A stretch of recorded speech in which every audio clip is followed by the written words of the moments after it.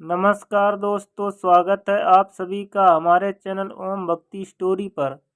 दोस्तों, आज की कहानी है राजकुमार मेंढक और जिद्दी राजकुमारी। अगर आप हमारे चैनल पर नए हैं तो प्लीज़ हमारे वीडियो को लाइक करें, चैनल को सब्सक्राइब करें और शेयर करें। बहुत सालों पहले एक बड़े देश में एक राजा और उनकी रानी बड़े से महल में रहते थे। दोनों राजा और रानी बहुत ही अच्छे थे और वे अपनी प्रजा का अच्छे से ध्यान रखते थे। उनकी प्रजा भी उनसे बहुत प्यार करती थी। राजा और रानी की एक बेटी भी थी जो बहुत ही सुंदर थी। लोग ऐसा मानते थे कि वह दुनिया की सबसे सुंदर लड़की है। राजा और रानी उसका बहुत अच्छे से ध्यान रखते थे और उनकी हर बात को माना करते थे। वे उनकी हर एक ज़रूरतों को पूरा किया करते। राजकुमारी अब बड़ी हो चुकी थी। वह अपने खेलने के खिलौने से ऊब चुकी थी, इसलिए अब उसे कुछ और चाहिए था जिससे कि वह उसके साथ खेल सके। वह अपनी इस शिकायत को लेकर अपने पिताजी के पास गई और उनसे कहा, पिताजी, मेरे पास जितने भी खिलौने हैं मैं उन सब के साथ खेल कर ऊब चुकी हूँ। मैं चाहती हूँ कि आप मुझे कोई नया कीमती खिलौना दें जिसके साथ मैं खेल सकूं। अपनी बेटी की यह बात सुनकर राजा ने सोचा कि वह उसे क्या देंगे। तभी उन्होंने अपनी बेटी से कहा, ठीक है बेटा, मैं तुम्हें एक कीमती चीज़ देता हूँ जो मुझे मेरे पिताजी ने दी थी। यह बहुत ही कीमती है और मेरे लिए बहुत खास भी है। यह कहकर राजा अपने बिस्तर से उठे और अपनी अलमारी के पास जा पहुँचे। उस अलमारी में राजा के बहुत सी कीमती चीज़ें रखी हुई थीं। वहाँ से उन्होंने एक सोने का गेंद निकाला और उसे अपनी बेटी को दिया। अपनी बेटी को वह सोने का गेंद देते वक्त राजा ने उनसे कहा, बेटा, इसका बहुत अच्छे से ध्यान रखना क्योंकि यह बहुत कीमती है। ठीक है पिताजी, मैं उसका बहुत अच्छे से ध्यान रखूंगी। राजकुमारी ने अपने पिता से कहा। राजकुमारी उस गेंद के साथ खेला करती। वह महलों में उस गेंद को लेकर घूमती रहती और घंटों खेलती। वह महलों में कई दिनों तक उनको लेकर खेलने लगी। एक दिन राजकुमारी ने सोचा कि वह इस गेंद को बाहर लेकर जाएगी और खुली जगह पर खेलेगी। उसने वैसा ही किया। वह अपने गेंद को लेकर एक तालाब के पास खेलने लगी। कभी वह गेंद को नीचे फेंकती, कभी वो उसे ऊपर फेंकती। खेलते खेलते राजकुमारी ने सोचा कि वह गेंद को बहुत ऊपर दूर तक फेंकेगी। उसने जोर लगाकर गेंद को ऊपर की ओर फेंका। इसके बाद वह गेंद नीचे आया और जमीन से टकराकर तुरंत तालाब के अंदर चला गया। तालाब के अंदर उस गेंद को जाता देख वह उदास हो गई और वहां बैठकर रोने लगी। वह सोच रही थी कि वह उस गेंद को तालाब से बाहर कैसे निकालेगी, लेकिन उसे कुछ भी नहीं सूझ रहा था, इसलिए वह उदास होकर रोने लगी। जब राजकुमारी बैठे बैठे रो रही थी, तभी उसके पास एक आवाज़ आई, चिंता मत करो राजकुमारी, मैं आपकी मदद कर सकता हूँ। यह आवाज़ सुनकर राजकुमारी ने इधर उधर नज़र घुमाई। आसपास देखने के बाद उसे कोई दिखाई नहीं दिया। उन्हें समझ नहीं आ रहा था कि आखिर वह आवाज़ कहाँ से आ रही थी।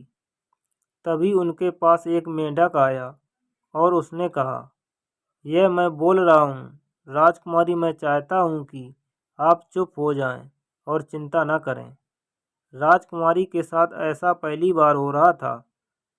उन्होंने पहली बार एक मेंढक को बोलते हुए देखा, जिसकी वजह से वह थोड़ी सी घबरा गईं। फिर उन्होंने सोचा कि वह मेंढक तो बहुत ही छोटा है, तो उससे डरने की कोई ज़रूरत नहीं है। जैसे ही उनका डर कम हुआ, उन्होंने मेंढक से पूछा, तुम कौन हो और तुम यहाँ क्या कर रहे हो?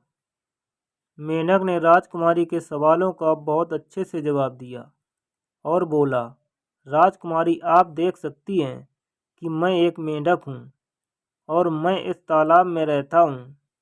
मैं जानता हूँ कि आपकी जो गेंद है वह इस तालाब के अंदर चली गई है। और मैं उस गेंद को बाहर निकाल सकता हूँ। क्या तुम ऐसा कर सकते हो? क्या तुम मेरी गेंद बाहर निकाल सकते हो? राजकुमारी ने उस मेंढक से पूछा। जी हाँ राजकुमारी, मैं उससे निकाल सकता हूँ, लेकिन मेरी एक शर्त है। क्या है तुम्हारी शर्त? राजकुमारी ने पूछा। मैं चाहता हूँ कि आप मुझे अपना दोस्त बनाएं और अपने साथ मुझे महलों में ले चलें। मैं आपके साथ वहाँ रहूँगा। मेंढक की बात सुनकर राजकुमारी ने तुरंत हाँ कर दी। राजकुमारी के हाँ करते ही मेंढक तालाब में कूद गया और कूदकर उस सुनहरी गेंद को लाकर राजकुमारी को दे दिया। राजकुमारी अपनी गेंद को पाकर बहुत ही ज़्यादा खुश हो गई और वह महल की ओर वापस जाने लगी। जब राजकुमारी महल में वापस जा रही थी, तब मेंढक ने उन्हें आवाज़ लगाई। राजकुमारी, आप अपना वादा भूल रही हैं। वादे के मुताबिक आपको मुझे भी अंदर ले जाना होगा। यह सुनकर राजकुमारी ने उससे कहा, दूर हट जाओ गंदे मेंढक। कौन तुम्हें अपने साथ लेकर जाएगा? क्या तुमने कभी खुद को देखा है? गंदे मेंढक। राजकुमारी की यह बात सुनकर मेंढक को बुरा लगा और वह वापस तालाब के अंदर चला गया। रात का समय हुआ और राजकुमारी, राजा और महारानी टेबल पर बैठकर खाना खा रहे थे कि तभी महल का दरवाज़ा किसी ने खटखटाया। राजा ने अपनी नौकरानी को आदेश दिया कि वह जाकर देखे कि दरवाजे पर कौन है। नौकरानी दरवाजे पर गई और उसने दरवाज़ा खोला। उसने दरवाजे पर मेंढक को देखा, जो उससे कह रहा था कि उसे राजकुमारी ने दावत पर बुलाया है। फिर वह नौकरानी राजकुमारी के पास गई और उसे यह बात बताई। राजा ने राजकुमारी से पूछा, बेटा, क्या तुमने किसी को दावत पर बुलाया था? नहीं पिताजी, मैंने उसे यहाँ नहीं बुलाया था। वह यहाँ बिना बुलाए ही आ गया है। ऐसा कहने के बाद राजकुमारी ने राजा को बहुत सारी बात बताई जो सुबह उनके साथ हुई थी। यह सब बातें सुनकर राजा ने उनसे कहा, बेटा, अगर तुमने वादा किया था तो तुम्हें अपना वादा निभाना चाहिए। तुम्हें उसके साथ अच्छे से पेश आना चाहिए, क्योंकि उसने तुम्हारी मदद की थी। अपने पिता की यह बात सुनकर राजकुमारी ने नौकरानी से कहा कि वह उस मेंढक को अंदर ले आए। मेंढक अंदर आया और राजकुमारी के प्लेट से खाना खाने लगा। यह सब देखकर राजकुमारी गुस्सा हो रही थी, लेकिन वह अपना गुस्सा जाहिर नहीं कर सकती थी, इसलिए वह चुपचाप उसे देखती रही। जैसे ही खाना खत्म हुआ, तब वे दोनों राजकुमारी के कमरे से चले गए। मेंढक को नींद आ रही थी, तो वह राजकुमारी के बिस्तर पर लेट गया और राजकुमारी से कहा, राजकुमारी, मैं आपके बिस्तर पर सो रहा हूँ। मेंढक की यह बात सुनकर राजकुमारी को और भी ज़्यादा गुस्सा आ गया, लेकिन अपने पिताजी के चलते वह अपना गुस्सा नहीं दिखा पा रही थी।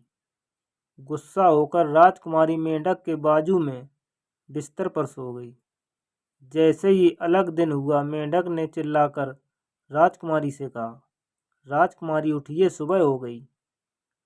यह समय राजकुमारी के उठने का नहीं था, इसलिए राजकुमारी और गुस्सा हो गई।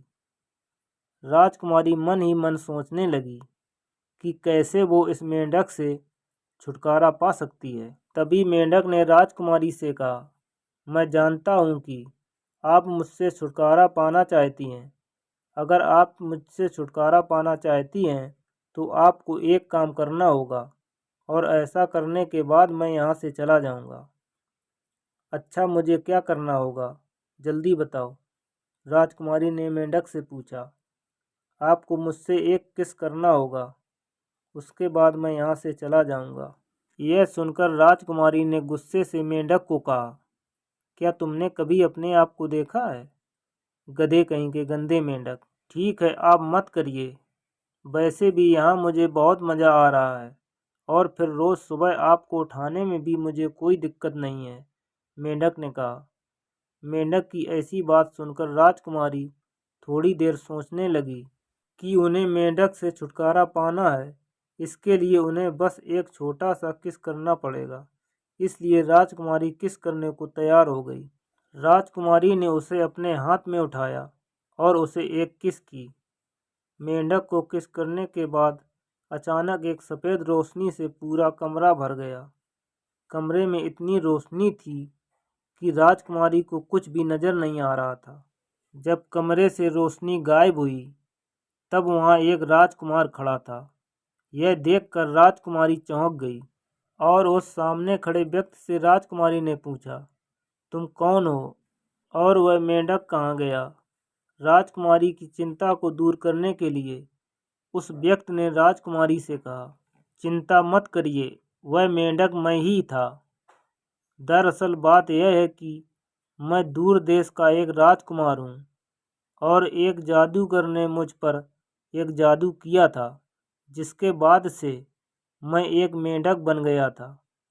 उस मेंढक से वापस इंसान बनने के लिए मुझे एक राजकुमारी के साथ रात गुजारना था और उस राजकुमारी को मुझे किस करना था। जैसे ही आपने यह किया मैं फिर से इंसान बन गया और आपका बहुत बहुत शुक्रिया जो आपने मुझे किस किया। ऐसा होने के बाद राजकुमारी उस राजकुमार को अपने माता पिता के पास ले गई और उन्हें सारी बात बताई।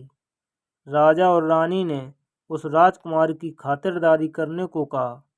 कुछ दिनों बाद राजकुमार और राजकुमारी को एक दूसरे से प्यार हो गया और दोनों ने एक दूसरे से शादी कर ली। फिर दोनों एक साथ हमेशा के लिए खुशी खुशी रहने लगे। हमें दूसरों को दिए गए वादे को ज़रूर निभाना चाहिए। अगर कोई हमारी मदद करे तो उसे धन्यवाद करना चाहिए। तो दोस्तों, अगर हमारी कहानी आपको अच्छी लगी हो तो प्लीज़ हमारे वीडियो को लाइक करें, चैनल को सब्सक्राइब करें और शेयर करें। धन्यवाद।